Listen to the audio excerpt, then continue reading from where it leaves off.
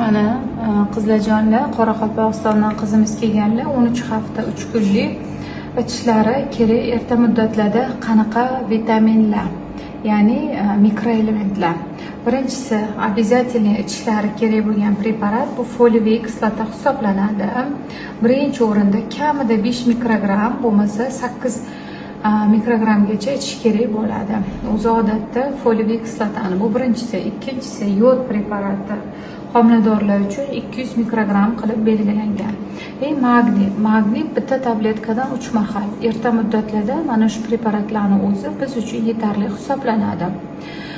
Srazi vitamin, polivitaminlarga o'tib ketishlaring tarafdori emasman. Polivitaminlarning ichida 30, 40 ta, 15, 20 ta komponent bo'ladi. Bir vaqtda o'zida shuncha narsa sizlarda yetishmovchilik bo'lmaydi. Polivitaminlarni ikkinchi trimestrdan boshlagan maqsadga muvofiq bo'ladi.